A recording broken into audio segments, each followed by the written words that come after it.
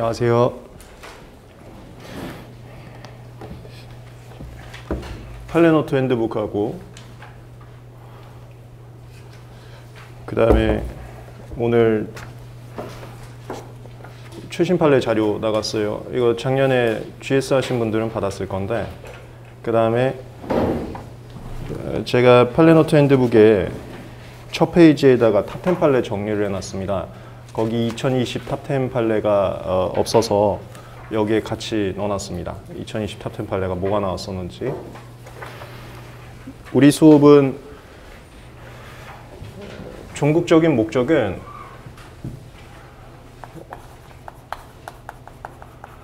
사례집 핸드북하고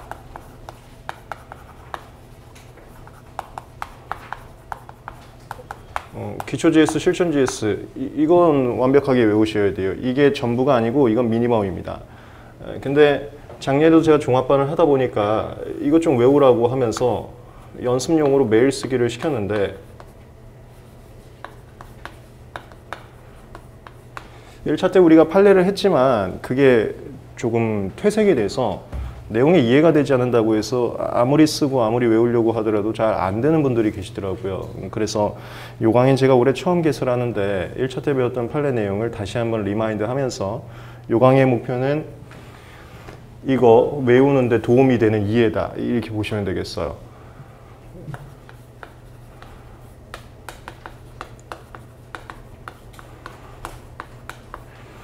참고로 이 이해를 위해서 기본 강의도 존재하긴 하는데 이 기본 강의는 올해는 안 할 것 같고 내년에 동차분들을 위해서 할 것 같아요. 그래서 기본 강의가 필요하신 분들은 벨리사 스쿨에 그 무료 샘플 강의를 올려놨습니다. 그거 참고를 하시면 되고, 우리가 올해 코스에서는 판례 강의하고 곧바로 쓰기로 시작을 넘어갈 거예요.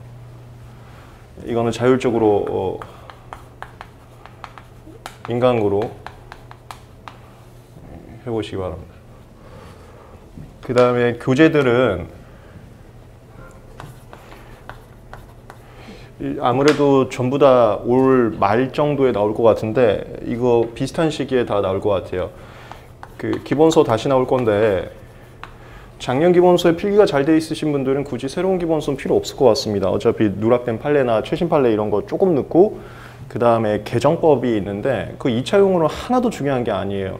그거 조금 넣을 거여서 굳이 새롭게 또 살 필요는 없을 것 같고, 다만 이제 작년에 필기가 안 돼 있으신 분들만 참고로 하시면 될 것 같고, 그리고 기출문제집, 사례지 핸드북 다 올 말쯤에 나올 것 같아요. 그 제가 올해는 이 기출문제집에다가 작년까지는 그 변호사 시험 쪽이 문제 유형이 유치해서, 그러니까 1차권, 2차권 조금 우리보다는 그 실력이 낮은 유형들이 나와서 안 넣었었는데 그걸 또 좋아하시는 분들이 있더라고요. 뭐 같은 교수님이 하다 보니까 좋아하시는 것 같긴 한데, 그래서 살짝 너무 유치한 문제 빼고 살짝 넣어놓겠습니다. 그러니까 거기는 사례형 같은 게 거의 없고 그냥 생 단문형으로 나와서 우리하고 경향이 조금 레벨이 낮은데 넣어보려고 해요. 그래서 이거 작년 거 가지신 분들은 올해 거에는 변호사 기출이 조금 들어갈 뿐인데 그게 되게 중요한 건 아니어서 이것도 필기가 돼 있으시면 작년 걸로 보셔도 충분합니다. 그 다음에 사례지 핸드북은 올해 기출문제하고 그 다음에 작년에 GS 했던 거, 제가 매년 GS 한 거를 사례지 핸드북에 다 집어넣고 있거든요. 그거 조금 추가되는 거여서 저것도 마찬가지예요. 작년 거 필기가 잘 돼 있으신 분들은 작년 GS 자료나 이런 거 조금만 보충하면 되기 때문에 굳이 새로운 거는 없어도 되고, 필기가 안 돼 있으신 분들만 새로운 거 참고하시면 될 것 같아요. 판례 강의는 팔레노트 핸드북으로 나갈 거고,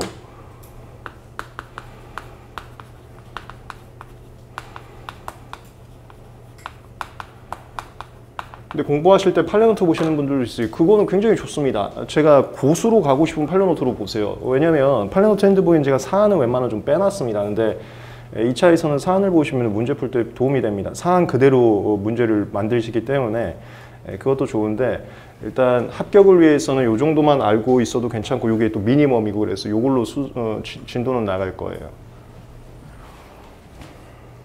진도 순서는 그냥 처음부터 순서대로 나갈 겁니다. 페이지 순으로. 그래서 팔레노트 핸드북은 보신 분들은 아시겠지만 앞 페이지에 최신 판례들 묶어놨는데 그거 쟁점 별로 아니고 그 순서대로 나갈 거예요. 정리를 할 겁니다. 진도 나가겠습니다.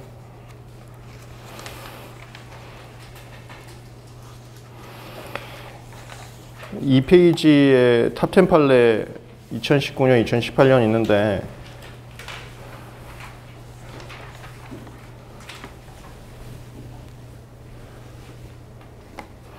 만약에 이거 탑10 판례 한번 개괄적으로 정리해보고 싶다 하신 분들은 이것도 벨리사스쿨 가면 제가 아마 무료 특강 올려놨을 거거든요. 작년 시험 보기 전에. 그거 참고해도 되고, 또 마찬가지로 내년 시험 보기 전에 2021년까지 포함해서 탑10 판례 똑같이 정리를 해드릴 겁니다. 지금은 그냥 이런 쟁점들이 있었구나 정도만 잡아두시면 될 것 같아요. 4페이지.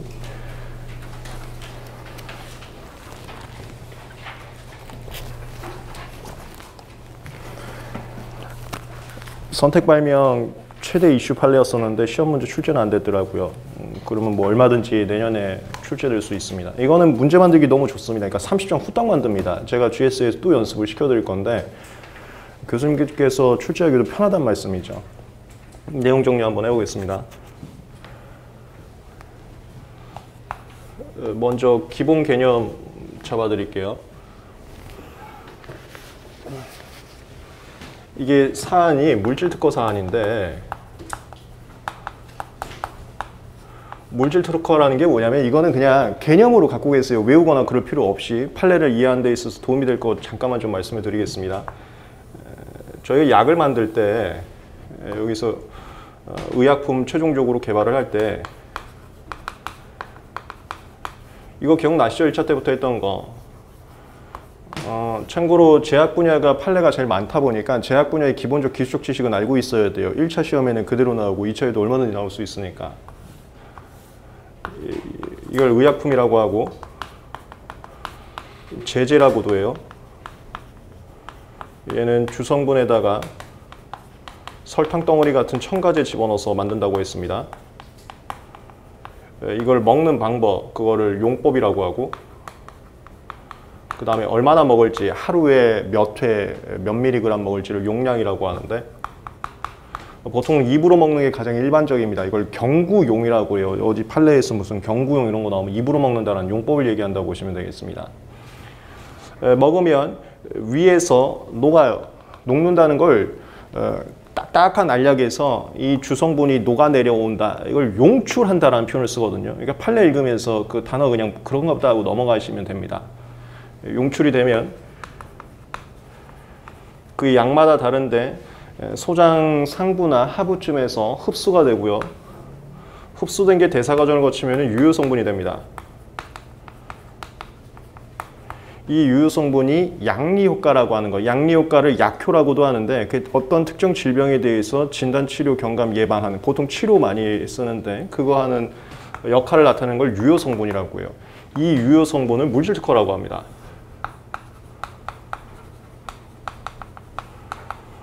처음에 약 만들 때 저 유효 성분 먼저 개발을 합니다. 실험실에서 세포 갖다 실험을 해요. 그래서 이거 좀 괜찮게 뭔가 적용이 되네. 이걸 먼저 찾아냅니다. 그 유효 성분. 그 다음에 뭐 아까도 말씀드렸지만 이 유효 성분이 특정 수용체를 건드리고, 이 어떤 수용체를 건드리냐를 양리 기전이라고 하고요. 그 다음에 이 수용체를 건드려서 중국적으로 특정 질병에 대해서 약효가 나오는 거. 약효는 실무적으로 보통 치료 아니면 예방이 많습니다. 다른 것들은 거의 없어요. 얘를 의학 용도라고 하고, 의학이라는 것은 얘를 말하는 거예요. 그 다음에 이것도 우리 1차 때 판례에서 많이 했었는데 이 전체를 합해서 또 의학 용도라고도 합니다. 그래서 말로 하는 이런 법과목 같은 걸 할 때에는 동음의어가 많단 말이야. 그래서 어느 상황에서 어떤 단어를 썼는지를 모르면은 이거 내용 굉장히 헷갈려져 버립니다. 이 전체를 합해서도 의학 용도라고 표현을 해요.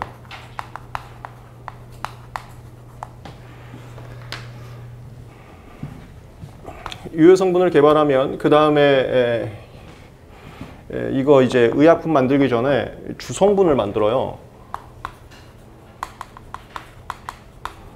주성분이라는 게 뭐냐면 유효 성분이 그 물질이 탄소수가 너무 길어서 고분자가 돼버리면 이 위에서 잘 녹지가 않습니다. 녹지 않으면 그대로 배설돼서 비싼 약 먹어도 그냥 배출뿐이에요. 흡수가 안 돼요. 그래서 잘 안 녹는 약 같은 경우는 그 염화물이란 걸 만듭니다. 이거 나중에 또 판례에서 아직 시험 문제 안 나왔어요. 염화물. 유효 성분이 X라고 하면 염화물이라는 것은 약간 이온화를 시키기 위해서 여기다 하나 더 갖다 붙이는 거예요. 그 다음에 이거는 내가 봤을 때 시험 문제 안 나올 것 같은데 우리 판례노트나 이런 데 있다 보니까 그냥 말만 할겠네. 근데 이거는 뭐 걱정 안 해도 될 것 같아요. 시험 문제 안 나올 것 같으면 전구체라는 게 있어요. 프로드럽. 용어만 알아두세요.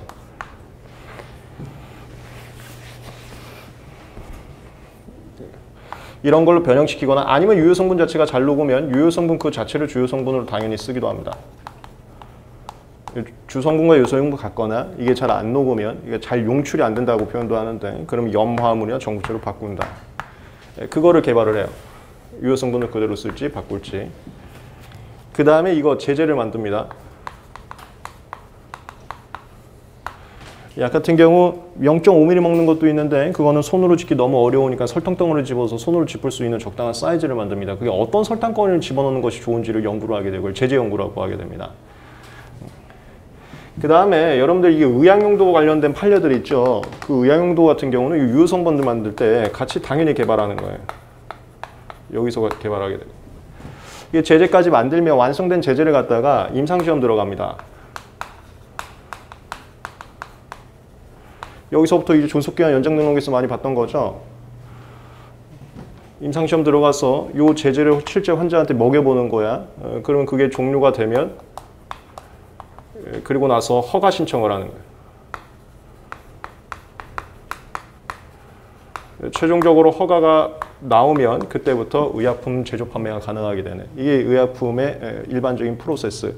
거기서 제일 처음에 개발하는 이 유효 성분 특허를 물질 특허라고 하고요. 이 사건이 물질 특허였습니다.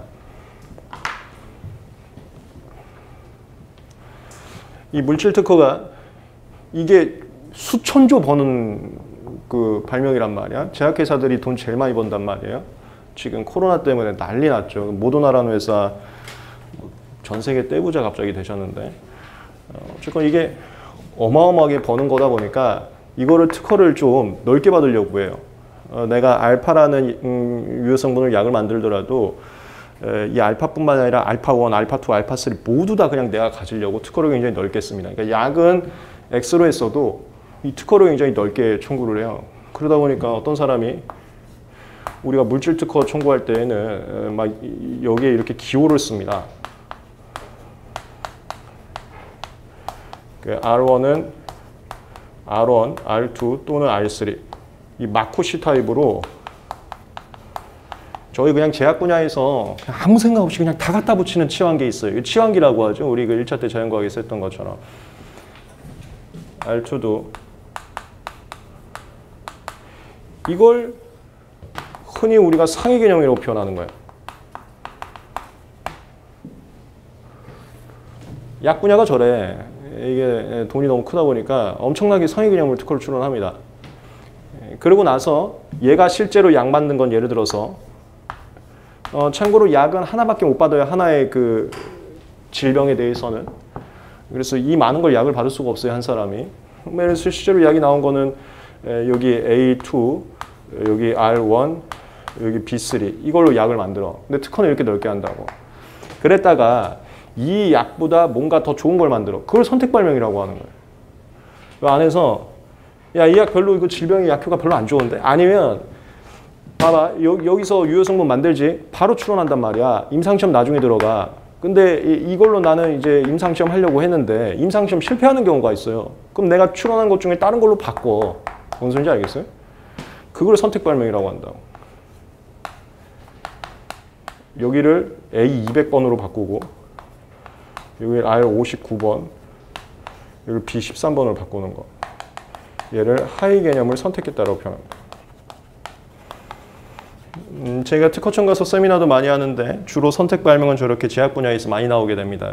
제약회사가 이게 너무 돈이 되다 보니까 물질이라는 것을 너무 포괄적으로 하는 그런 특허 분위기가 있어서 그 중에서 하나의 물질이 임상이나 이런 거 실패하면 다른 물질로 도전을 하다 보니까 상위 개념, 하위 개념, 특허 이렇게 두 개씩 나오게 된 거예요. 선행 출원이 출원 공개되고 후행 출원하면은 이게 상위 개념 공지된 상태에서 이게 출원되는 거잖아. 그 선택 발명 관계가 이런 식으로 나왔습니다. 요거는 시험 문제 나오는 건 아니고 내마가 알고 있으면 이해가 굉장히 쉽기 때문에 말씀을 드렸어요. 그리고 우리 강의 목적은 무조건 이거 외울 건데 이걸 못 외운다고 하니까 작년에 자꾸 제가 종합반을 하는데 그게 지금 이해를 위한 목적이다 보니까 이런 것도 수반하게 되었습니다. 그 다음에 두 번째,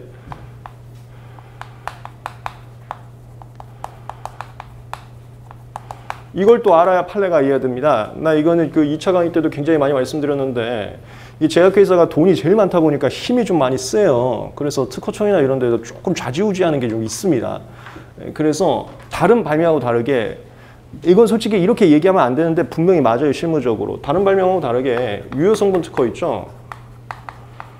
이거 물질 특허라고 하는데 이거 특허 되게 잘 줍니다. 이거 그냥 신규성만 있으면 진보성 심사도 안 하고 무조건 줘요. 그런 경향이 있습니다. 이 진보성 뭐라고 표현할까요? 잘 줘요. 다시 말하지만 이건 어디 가서 답안지 쓰면 안 되는 거야. 우리끼리 아는 그냥 실무적인 뉘앙스니까. 신성아님한테 왜 진보성만 그렇게 유효성분만 잘 줘야면 그거 안 됩니다. 저 거기서는 욕먹는 거고. 이게 되게 잘 주고 그 다음에 과거에 이 의약용도도 굉장히 잘 줬어요. 잘 준다는 게 무슨 개념이냐면 이거 우리 1차 때도 했었죠. 진보성이라는 것은 예측 불가 효과가 있으면 인정이 되는 겁니다. 근데 이 예측 불가 효과라는 것은 구성의 곤란성이 있거나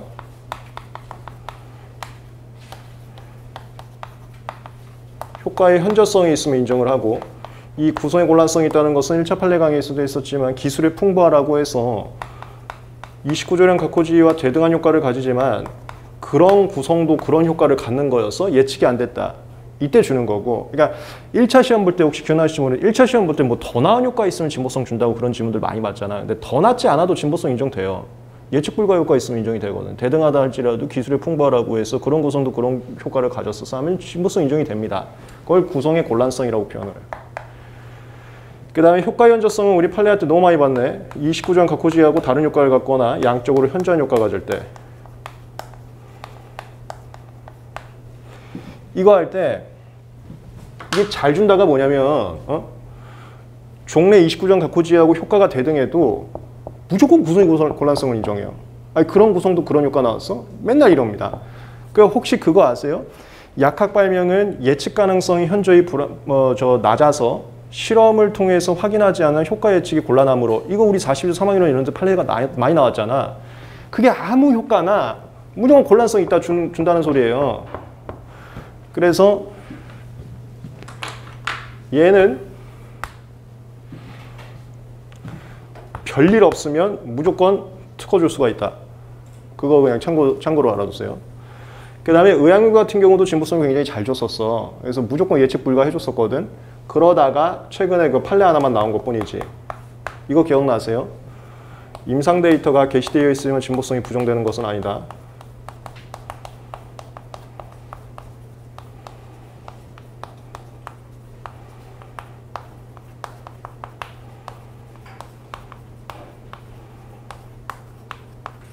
이거 기억나세요? 이 판례? 저게 신규성만 있으면 무조건 진보성 주는 거야? 이런 느낌이 있었다니까요. 신규성이 없어지려면 29조량 각호지에 임상 데이터 있어야 됩니다. 이거 나중에 판례에서 또 할 거예요. 이거 내가 작년에도 되게 강조하면서 GS 문제 냈던 건데 여기 탑10 판례에도 있고요. 의약용도 쪽에서 신규성이 죽으려면 출원 전에 임상 데이터가 공지되어 있어야 돼요. 그럼 임상 데이터가 공지되어 있지 않으면 신규성이 있는 거죠. 신규성이 있으면 무조건 진보성이 죽나? 이런 경향이 있었다고. 판례가 그 정도는 아니다 한 건데 이걸 오해하시면 안 돼. 그렇다고 진보성을 안 주냐? 아니, 진보성 굉장히 잘 줘요. 그러니까 신규성과 진보성이 같은 기준은 아니지만 잘 준다. 잘 준다 알아두세요. 잘 준다.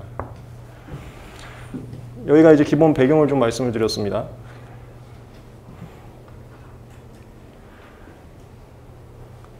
그럼 갈게.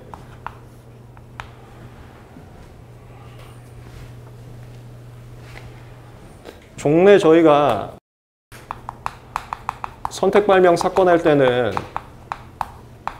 내가 이걸 그 기호화하다 보니까 예시가 조금 와닿지 않을 수도 있는데 R1, R2, R3 이게 29조량 각호지라고 봐두세요. 여기에 뭐 R1이 A1, A2 두 개밖에 없고 뭐 R2도 B1, B2 두 개밖에 없고 R3도 C1, C2 두 개밖에 없다 했을 때 선택 발명이 이 중에서 A1, 이 중에서 B2, 이 중에서 C1 한 거 이런 게 종래 선택 발명이었어. 이걸 뭐라고 하냐면 상위 개념으로부터 이 선택 발명을 도출하는 게 나름 쉽다. 다른 말로 경우의 수가 적기 때문에 뭐 경우의 수가 한 대여섯 개 정도밖에 안 되기 때문에 그 중에서 하나 뽑기란 쉽다. 뭐 이런 표현을 쓰거든. 그거 이따가 판례 문구도 볼 거예요. 종래 이래 쓰는데 이 사건 같은 경우는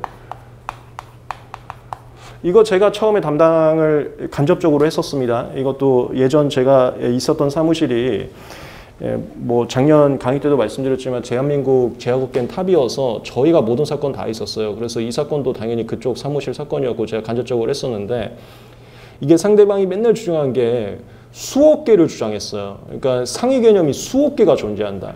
수억 개 중에 하나 선택한 거다. 이걸 굉장히 많이 존재했었거든. 그걸 좀 뉘앙스를 알아두시면 이해가 될 거야. 과거에는 뭐 이렇게 열대 개밖에 존재하지 않은 상태에서 하나를 선택했는데 이 사건 같은 경우는 R1, R2, R3에서 이게 선행 공지 발명 얘가 R1부터 뭐 R305번까지 있다고. 그래서 이거 계산시켰다니까 몇 회 몇 승 몇 승 몇 승 해갖고 이거 우리 수학 통계 계산하는 거 있잖아요. 그거 하고 있었다니까 그 상대방이. 그러니까 처음에 우리는 그거 무시했어. 이게 뭐 하는 짓이지? 이랬어요. 그 숫자가 전혀 상관이 없었거든 옛날에는. 근데 그게 먹힌 거예요. 이게 대법원에서. R2는 B1부터 B507번, R3은 C1부터 C401번. 그리고 조금 더 부연 상황이 있었는데 그건 내가 생략을 할게. 일단은 수험적으로 가는 거니까. 그래서 상위 개념으로 존재하는 경우 수가 수억 가지 중에서 A 207번, B 35번, C 400번 이걸 선택한 거.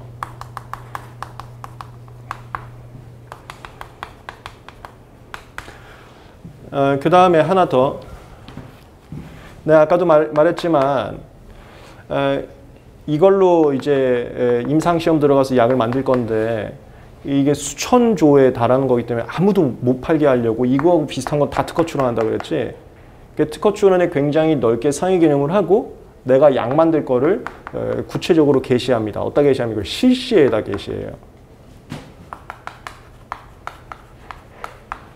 그랬다가 이 실시에가 임상 실패하면 요거 바꿔치기 해갖고 다른 거 한다 그랬지. 그래서 선택 발명이 나온다 했었죠. 쟤도 마찬가지야. 이 선행 공지 발명에 굉장히 넓게 상위 개념 써놓고 나는 이걸로 약 만들 거야. 구체적인 화합물을 실시에다 기재를 합니다. 실시에는 쉽게 예시를 들기 위해서 요 앞번호대를 선택했다고 할게. 여기에 A1번, B3번, C2번 이걸 선택했어. 근데 이 사건 같은 경우는 또 특징이 수억 개 중에 하나 선택하면서 플러스 이 실시에 있는 치환기하고 전혀 다른 번호대를 한 거야. 그러니까 화합물이 좀 많이 다르게 생겨먹었다라고 이해를 해주세요. 그런 특징이 있었어. 과거의 특징하고 좀 다르게.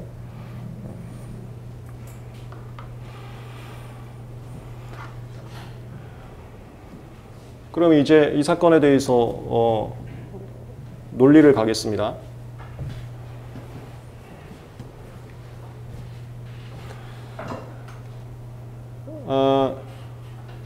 일단 예의 무효심판 사건이었었고요. 그 다음에 29장 각호지가 상위 개념으로 있었고요. 그리고 이 29장 각고지가 X라는 의약용도, X라는 약효, 양리 효과를 갖는다면 얘는 X 뭐 다시 정도? 그러니까 거의 차이가 없었습니다.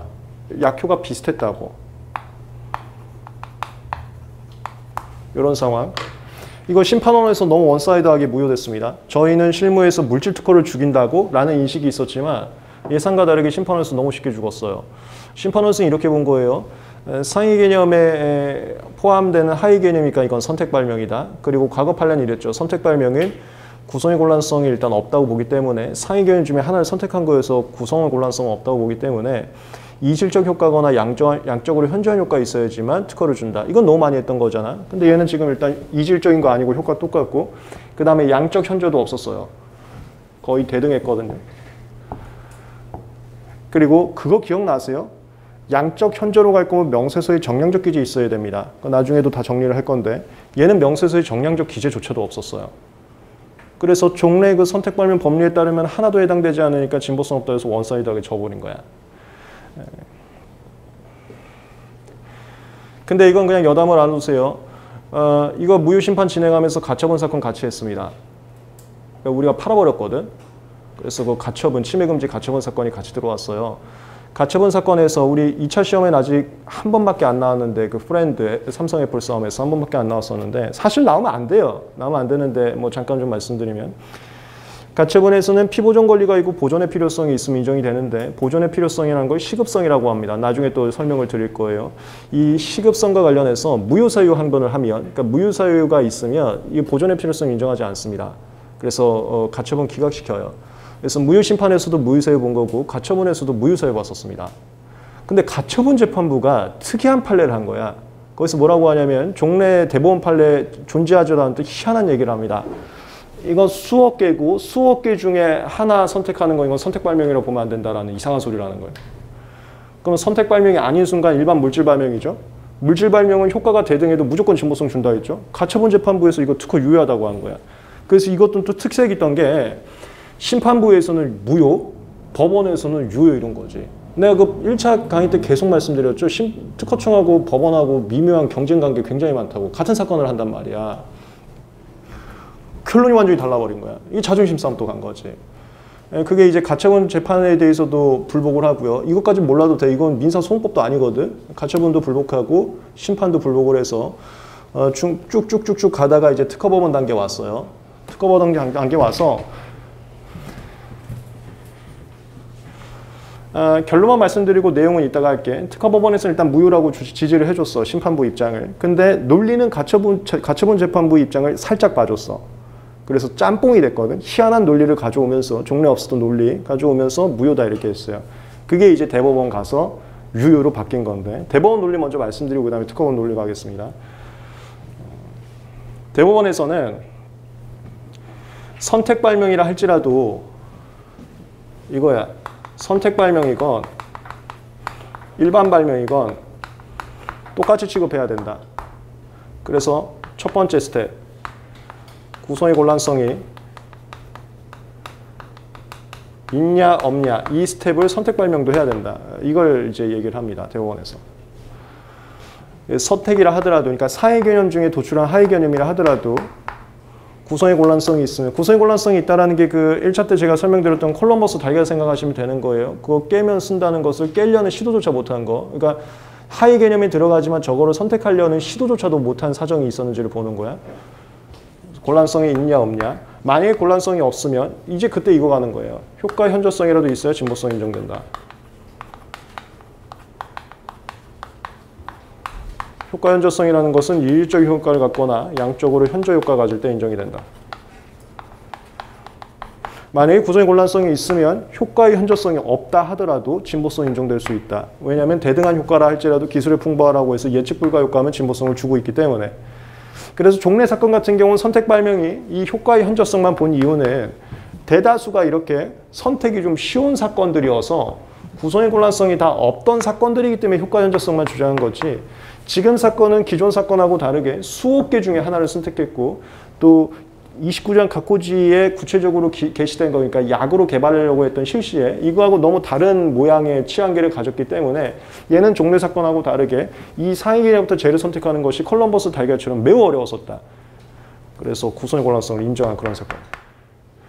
그래서 얘하고 효과가 거의 비슷했는데 이것 때문에 잘 준다. 그래서 이렇게 했어요. 효과가 비슷해도 예측 불가하다. 예측 불가하다가 여기서 나온 거야. 무조건 잘 주거든. 그래서 약학 분야는 무조건 예측 불가하다는 얘기를 해요. 그렇게 됐던 사안입니다. 그리고 하나 더. 이건 나중에 다 GS에서 제가 연습을 시켜드릴 겁니다. 신규성이나 진보성이나 효과가 중요해요. 그리고 그 효과라는 것은 명세서 기재해놔야 됩니다. 그래서 명세서 기재됐거나 출원시 기술상시나 유추 가능한 효과만 주장을 할 수가 있는데 명세서 기재하지도 않았고 출원시 기술상시나 유추할 수도 없는 효과는 사후에 실험 데이터를 제출한다 하더라도 그 효과는 인정을 하지 않아요. 그거 이따가 또 설명을 해드릴게. 그래서 명세서의 효과가 기재 있다고 하면 이질적 효과는 정성적 기재만 쓰면 돼. 정성적 기재라는 것은 어떤 질병에 어떤 효과가 있는지만 쓰면 된다고. 심장병 치료 효과 있다. 이 정도만 쓰면 된다고. 여기도 마찬가지야. 정성적 효과만 쓰면 돼. 심장병 치료 효과 이렇게만. 얘는 달라. 얘는 정성적 효과에다가 정량적 효과까지 써야 돼요. 자세한 건 나중에 또 뒤에서 나올 거니까 그때 말씀을 드릴게요. 근데 이 사건 내가 아까도 얘기했지만 명세서에 정량적 기재 없었다 그랬지. 그래서 심판부는 이쪽으로 생각해서 그냥 쉽게 죽였는데 대법원은 이쪽으로 생각해서 정량적 기재 없어도 예측곤란 효과고 만약에 심장병 치료라는 게 의심이 되면 여기 무슨 의심이 되면 그런 얘기 나오거든. 의심이 되면 추후에 실험제로 제출할 수 있다. 그게 이거하고 다른 내용이에요. 그 의심이 된다는 것은 이거 심장병 치료하는 거 맞아? 그 의심이란 소리야. 그 의심이 되면 나중에 입증자료 내면서 이거 봐 심장병 치료하는 거 맞잖아. 이 정도만 되면은 진짜 효과가 일단 심장병 치료가 있네 하고 이런 물질도 심장병 치료하는 거였어? 무조건 예측 불가하다니까. 그래서 특허를 준.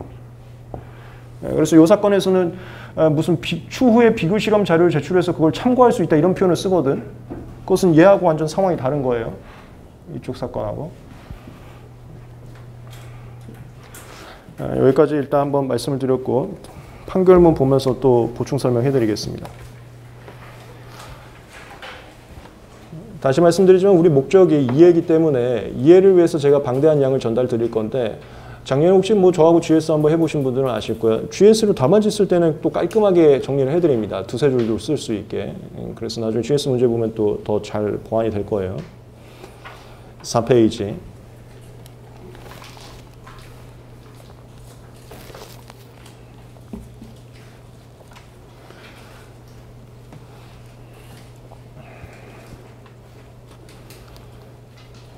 인발만명의 진보성 판단 기준. 제가 내일 그 GS 문제도 작년에 했던 그거 하여튼 사례제 핸드북에 다 들어갈 건데 연습하시라고 작년 GS 문제 제가 프린트 해드리겠습니다. 이 판례 보고 문제풀이 어떻게 하는지 연습해 보시라고. 그 다음에 사례제 핸드북 웬만하면 다 갖고 계시죠. 그것도 우리가 공부한 거 방대한 양을 정리를 해드리고 문제지수를 이 정도만 외우면 된다는 걸 보여드리기 위해서 필요하면 사례제 핸드북도 몇 번 한번 복습해 보시라 이렇게 말씀을 같이 드릴게요.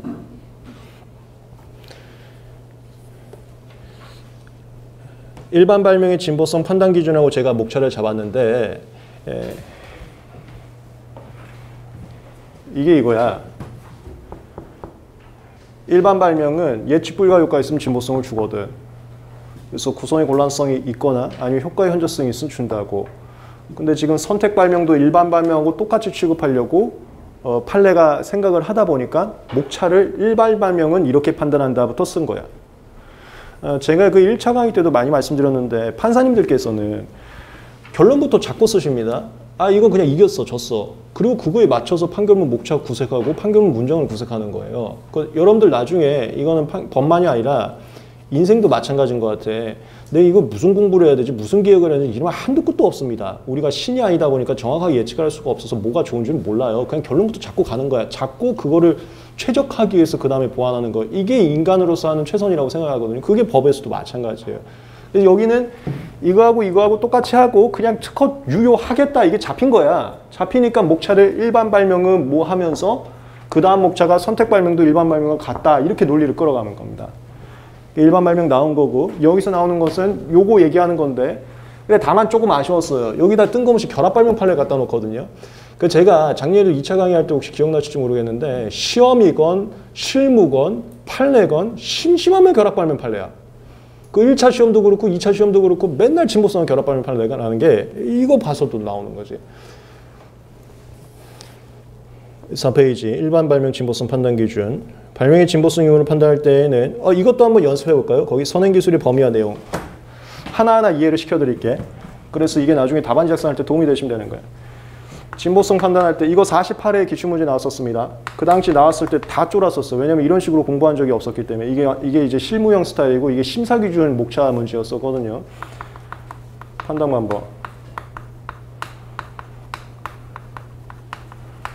1번 29조랑 각호지위 특정하고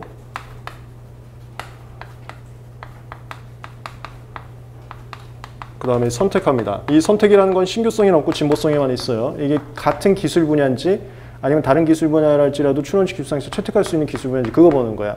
진보성이라는 것은 이 이상의 선행문으로 판단할 수 있고 그러다 보니까 사후적 고찰이 나올 가능성이 높아서 사후고찰 배제하려고 요것도 집어넣었다. 신규성에서는 이게 없는데 29조량 각호지위라는 것은 출원 전 공지가 됐는지를 보는 거고요. 이건 2차 시험에 안 나오더라고. 이거 안 나와. 그 1차일 때는 간간히 나오던 게 저거야. 예를 들어서 어떤 발명이 출원 전에 있었어. 이게 비밀이냐 공지냐. 이 문제 안 나오더라고. 뭔지 알죠? 불특정 다수인이 인식할 수 있는 상태냐 아니냐. 이걸 보는 게 29조 각호지위야. 근데 그거는 뭐 간단히 넘어가도 될 것 같아. 2차 시험에 단 한 번도 나온 적이 없고 앞으로도 안 나올 것 같아. 그 다음에 특정 이거 언젠가 나올 겁니다. 이 특정은 해석하는 거예요. 출원식 기술상식상 이 내용은 여기까지 공개되어 있는 것으로 볼 수 있다. 이렇게 해석하는 거. 나중에 이거 GS 하면서 잡아드리겠습니다. 이게 그거하고 연관되어 있거든. 이거 내가 아까 의학용도는 임상 데이터가 게시되었지만 신규성이 죽는다 그랬지. 그게 임상 데이터가 없는 상태에서 뭔가 내용이 공개되어 있어. 이것은 어떻게 특정해야 되는가. 그 문제거든. 그 나중에 관련 쟁점에서 또 말씀을 드릴게요. 이거 언젠가 나올 거. 이거 한 번도 안 나왔어. 그 다음에 2번 청광 특정하고 이것도 가끔 나옵니다. 한 3, 4년에 한 번씩. 1차 시험에서도 한 4, 5년에 한 번씩. 이 특정이라는 게 해석인데 이거 이제 슬슬 2차에 나올 때 됐어요. 그 문헌 해석하는 거. 확장하거나 제한하면 안 되고 그 다음에 구성요소 인정 여부. 뭔지 알죠 이거? 나중에 판례들 또 진도 나갈 때 다 할 거니까 이거 나올 때 됐습니다. 문헌에서 3번 대비 이거 29조랑 각호지위 특정한 거랑 청광 특정한 것을 표 그리는 거. 여기 대비할 때는 주 선행 발명과 신규성과 똑같이 1:1 대비한다고 했습니다. 뭐 청광이 특정한 게 A 플러스 B 플러스 C라면 저는 29강 각호지위를 디스클로저의 약자 D라고 표현하는데 여기 말해서 A 플러스 B가 공개되어 있다. 이걸 주 선행 발명이라고 하는 거야.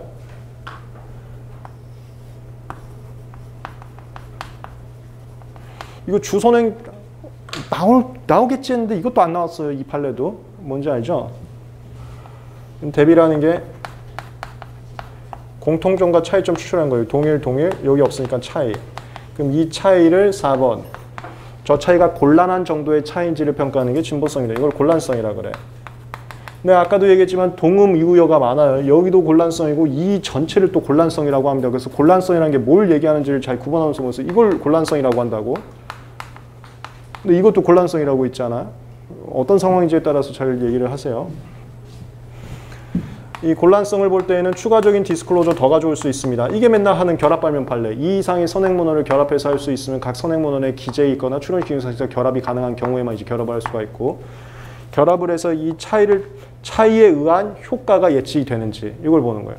이 차이가 있기 때문에 얘하고 효과가 다를 거거든. 그럼 이 효과가 예측이 되는지를 보는 걸 진보성이라고 합니다. 그럼 여기 1번, 2번, 3번, 4번 한 거를 지금 이제 여기 판례에서 써놓은 거야. 이해를 하고 이 판례를 외우면 되는 거야. 뭔지 알겠지? 그 다음에 아예 저는 답안지에 이렇게 써버리거든요. 나중에 제 사례제 핸드북에서 또 말씀을 드릴게. 저 판례 그대로 안 쓰고 답안지에 이렇게 써버린다고. 이게 더 깔끔하기 때문에. 이거 보면은 진보성 유무를 판단할 때에는 선행기술의 범위와 내용. 이게 이거야. 특정. 선행기술의 범위와 내용이 선행기술이 뭔지를 해석하는 거예요. 그 다음에 진보성 판단의 대상이 되는 발명과 선행기술의 차이. 이게 발명이 뭔지를 특정하고 차이. 이게 대비하는 거야. 대비해서 여기 차이점 나왔지. 차이를 그 발석기 통자에 대해서 증거 등 기록에 나타난 자료에 기초해서 파악한 다음 추론시 기술에 비추어 모아 그러한 차이를 극복하고 쉽게 발명할 수 있는지. 이게 길게 써 있는 게 이게 곤란성이 있는지 이거.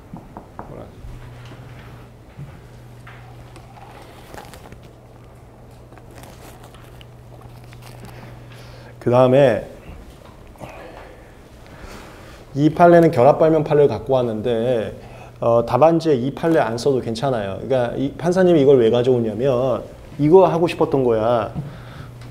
구성의 곤란성이 있거나 효과의 현저성이 있으면은 진보성을 주고, 그러니까 진보성이라는 것은 효과의 현저성이 있을 때만 인정되는 게 아니고, 그러니까 우리가 1차 시험 봤을 때 더 나은 효과가 있을 때만 인정되는 게 아니고 대등한 효과라 하더라도 인정되는 경우가 있다를 언급을 하고 싶었던 거야. 근데 그거의 정확한 뉘앙스를 난 판례 노트에 있는데 그걸 못 찾으셨나 봐. 못 찾으셔서 이 결합 발명이 지나가면서 무슨 구성의 곤란성, 효과의 예측 가능성 이런 말이 써 있거든요. 그래서 이걸 가져왔을 뿐이지 이게 결합 발명 사안은 아니에요. 그래서 이 뉘앙스를 알고 계시면 돼. 뭔지 알겠지? 갑자기 특허 발명 청구 범위 복수 구성 요소로 되어 있는 경우 이걸 너무 어색한데 이걸 그냥 이제 갑자기 가져옵니다. 각 구성 요소의 유지를 결합한 전체로서의 기술사상의 진보성 판단이 되는 것이지 각 구성 요소 독립해서 하는 것은 아니기 때문에 이거 다 필요 없어. 이 사건하고 상관이 없는 거예요. 그 특허 발명 진보성 판단할 때는 청구하게 된 복수의 구성을 분해한 다음에 이거 뭐 3표 분리관찰하듯이 각각 분해한 다음에 각 개별소들은 공지된 것인지 따져서는 안 되고 이거 다 필요 없는 거야. 특유의 가지의 결리 기초에서 유저를 같은 전체로서의 구성의 곤란성을 따져봐야 됩니다. 이거 구성의 곤란성 이 한마디 때문에 이거 가져온 거예요.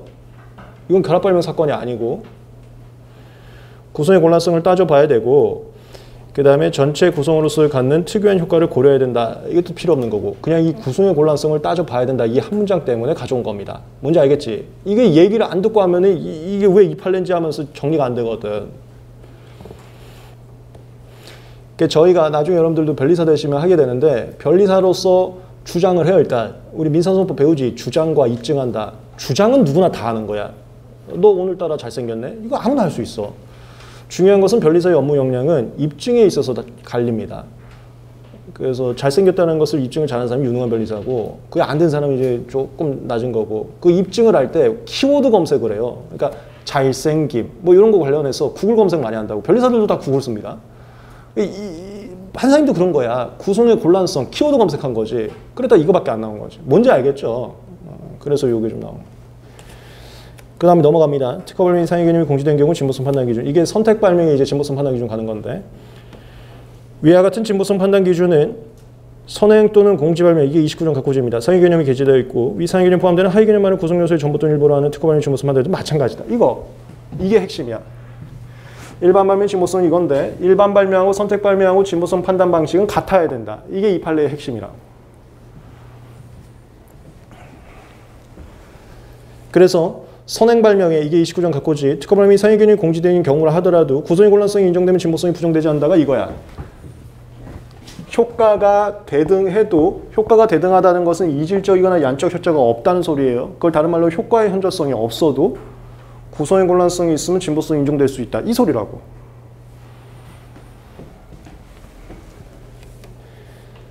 선행 발명의 29장 각호제입니다. 발명 이론은 구성 요소 중 일부를 2개 이상의 취향기로 하나 이상 선택할 수 있도록 하는 기재하는 이른바 마쿠시 형식. 이게 이거야.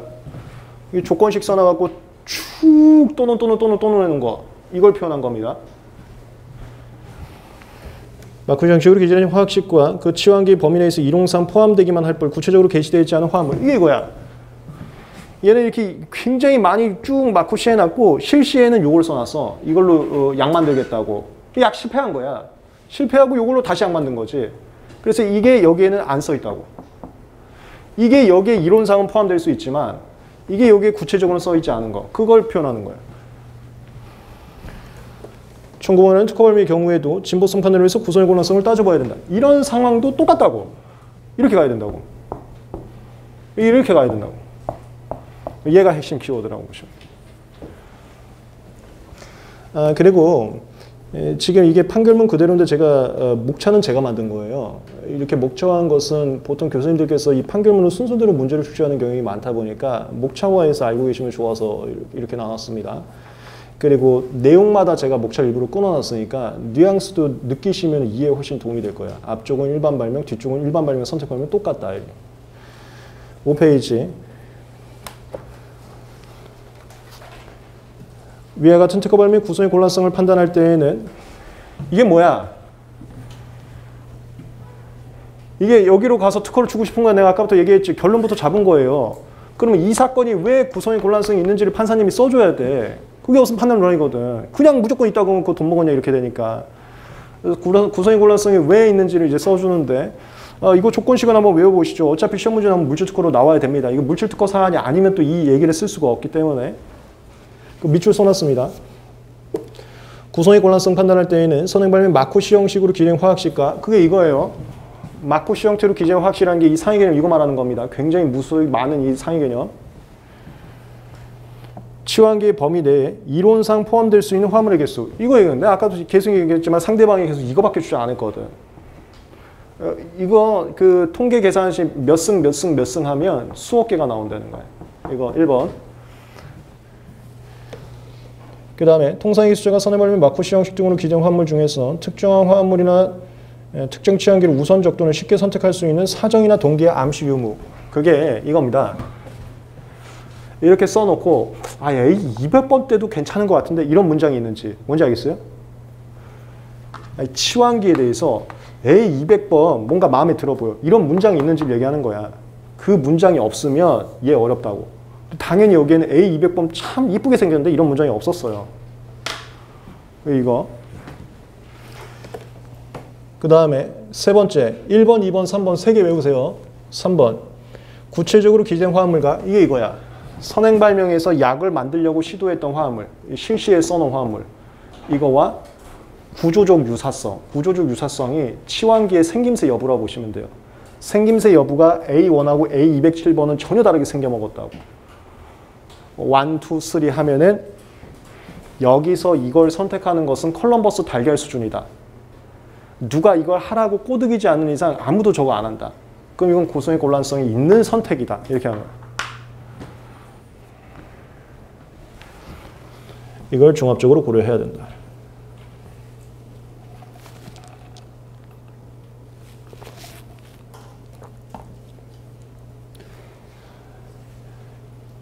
괄호 대법원 판결 등은 이게 종래 선택 발명 판결 등이에요.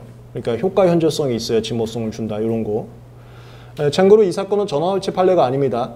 기존 사건이 잘못됐다고 해서 변경한 게 아니에요. 이건 기존 판례가 잘못된 건 아니고 기존 판례에 보충하는 개념이라고 보시면 돼요. 그래서 내가 아까 얘기했지만 기존 판례는 다 선택 발명에서 이것만 봤었는데 진보성을 그 이유는 다 이렇게 선택하는 게 너무 쉬웠던 사건이기 때문에 구성의 곤란성을 볼 필요가 없어서 이렇게 간 거다. 이렇게 잡아버립니다. 이것도 그냥 포장이에요. 그렇게 해서 전환합체 가면 귀찮아지니까 전환합체 가면 전부 와서 해야 될 사건이 커지니까 변경하지 않으면서 기존 판례를 이용해서 쉽게 이렇게 정리를 하려고 이런 식으로 이제 포장을 하는 겁니다. 이른바 선택 발명의 진보성이 부정되지 않기 위해서는 선행 발명에 포함되는 하위 개념들 모두가 선행 발명하는 효과와 질적으로 다른 효과, 이게 이질적.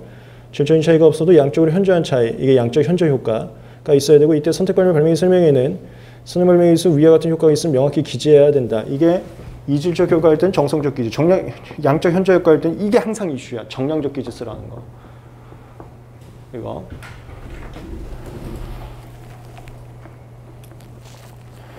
이렇게 판시했었는데 이는 이거 답안지에 같이 써주면 좋아요. 종래 판례는 이랬었는데 하면서 비교해주면 교수님들 좋아하시거든. 참고로 뭐 이거는 공개적으로 얘기를 해도 되는지 모르겠는데 이제 저희 종합반 분들에 한해서 10월 달에 또 정철 교수님 특강이 있습니다. 제가 특강을 왜 강조를 하냐면, 왜 모시기 시작했냐면, 학원가의 학원 강사들이 이렇게 답안지 쓰라는 말들이 굉장히 많잖아요. 근데 제가 뭐 정확하게 무슨 말 하는지 모르는데 수험생분들을 통해서 들어본 말은 어이가 없는 답안지를 이렇게 써야 된다라고 하는 얘기들이 너무 많았습니다.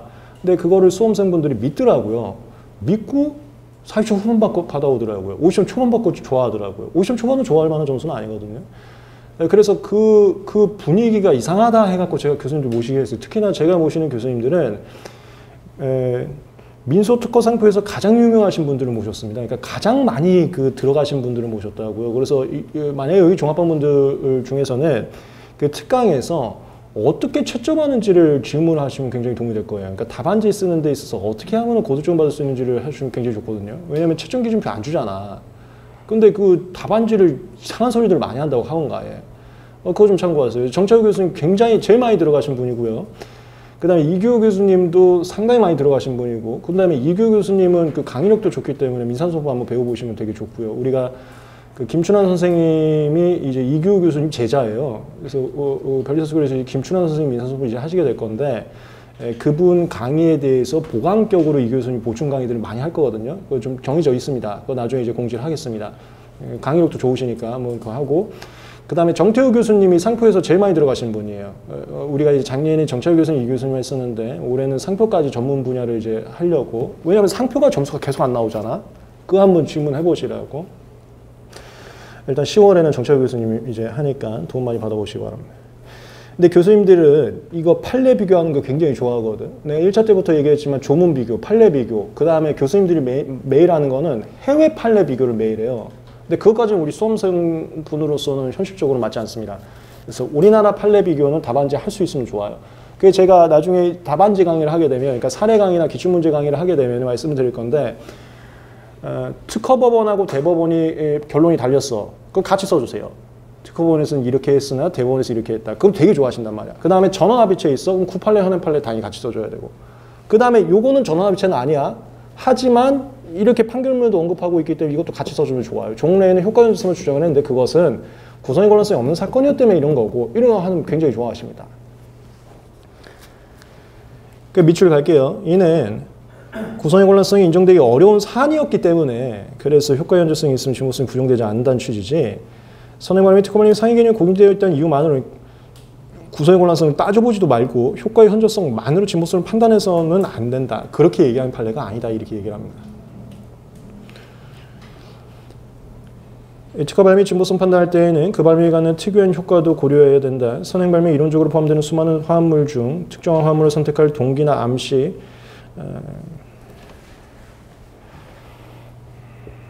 여기서부터 뭐 그냥 부연 설명이어서 답안지 쓸 내용은 아니다. 한번 읽어보세요. 제가 다 하나하나 문장을 해설해 드렸기 때문에 무슨 소리인지 알 거예요. 그건 한번 싹 다 읽어보시고, 그 다음에 밑에 다음 문단에 나아가 이거 보이시죠? 밑에서 둘, 넷, 여섯, 여덟, 일곱 번째 줄 나아가 구성의 곤란성 여부의 판단이 불분명한 경우라 하더라도 특허 발미 선행 발미에 의해서 이질적이나 양적 현저 효과가 가지면 진보성 부정이. 이건 뭔 소리인지 알죠? 이것도 답안지에 쓸 말은 아닌데 뭔지 알죠? 구성의 곤란성이 없어도 효과 현저 있으면 무조건 진보성 주는 거 아니야. 이거 있으면 무조건 진보성 주잖아. 그 말이에요. 그 다음에 밑줄. 이 사건 같은 경우 아까도 얘기했지만 일로 빠졌다면 명세서에 정량적 기재가 있어야 돼요. 그러니까 심장병 치료에 대해서 수치 기재가 있어야 됩니다. 뭐 몇 명한테 얼마나 먹였더니 무슨 뭐 이런 수치가 나왔다. 그게 있었는데 이거 하나도 없었어. 정량적 기재가. 그래서 일로 빠지면 정량적 기재 없어서 효과 없는 게 돼서 명세서에 기재했거나 출원식 기사에서 유치할 수 있는 효과가 없으면 아예 효과 주장을 못 하거든. 그래서 진보성이 죽었단 말이야. 심판 단계에서는. 근데 대법원은 일로 빠졌다고. 일로 빠졌을 때는 이 정량적 기재가 필요가 없거든. 그 얘기 이제 하는 거예요. 효과는 이거 뭐 현저성이라고 했는데 현저성 빼고 읽으세요. 효과는 특허 발미 명세서에 기재되어 통상유지자가 인식하거나 추론할 수 있는, 이게 기재되어 있거나 추론식 기술상기상 기재된 것과 마찬가지거나 이렇게 하는 겁니다. 우리 특허업계는 하지 않는다 했죠. 기재되어 있지 않더라도 추론식 기능식. 만일 그 효과가 의심스러울 때는 이 의심이 여기서 말하는 의심이 아니야. 여기서 말하는 의심은 다른 의심이야. 이거 나중에 또 우리 뒤에 나올 거니까 그때 또 말씀을 드릴게요. 정렬 규칙이 요구하게 된 거. 여기서는 추후에 실험 자료를 제출하는 것은 용납하지 않는다. 그런 판례가 나오거든. 그건 다른 상황이라고. 지금 여기는 심장병 치료 효과 있다. 정성적 기제만 있으면 효과가 기재된 것에서 그 효과를 주장할 수가 있어요. 그리고 예측 곤란 효과였으면 특허가 주는데 심장병 치료 효과 진짜 있는 거 맞아? 이 의심이라고? 그걸 때는 진짜 있는데 그 입증 자료를 낼 수가 있다. 효과가 의심스러울 때는 기재 내용의 범위를 넘지 않는 한도에서 출원일 이후에 실험 자료를 허용된다. 이거네요. 나중에 여기서 정량적 사안에서 허용되지 않는다 내용과 나중에 구별해 드리겠습니다.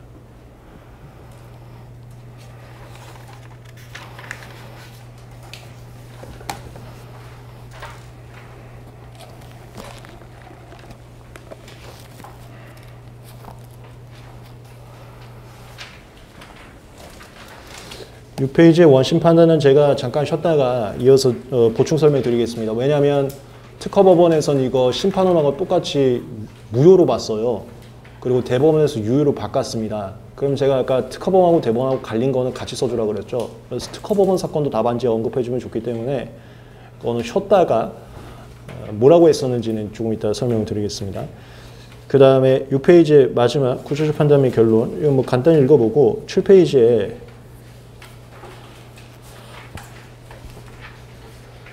7페이지에 제일 위에 굵은글씨 밑줄 우선적으로 고려할 만한 사정이 없다는 게 저기서 A207번은 상당히 매력적이고 이쁘게 써있네 이런 문장이 없다는 소리예요.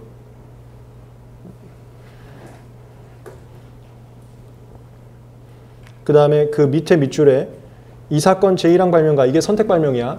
선택 발명과 전체적으로 유사한 구조를 가지는 화합을 찾아볼 수 없다가 이런 거 실시해야 하고 전혀 다르게 생겨먹었다고 그 얘기인 거고.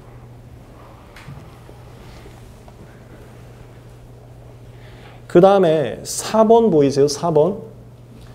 우수한 양리 효과를 가지는 화합물을 실험 없이 화학 구조에만 기초해서 예측하는 것은 매우 어렵다가 이거 물질 발명 그냥 무조건 예측 불가하다 주거든. 그 지금 효과가 대등했잖아. 대등해도 예측 불가하면 특허 준다 했잖아. 이건 무조건 그냥 예측 불가라 그래요.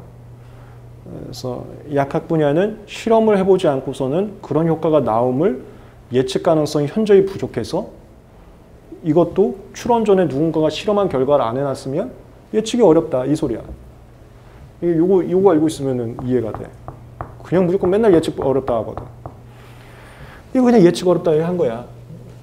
이게 우리 약학 실무입니다.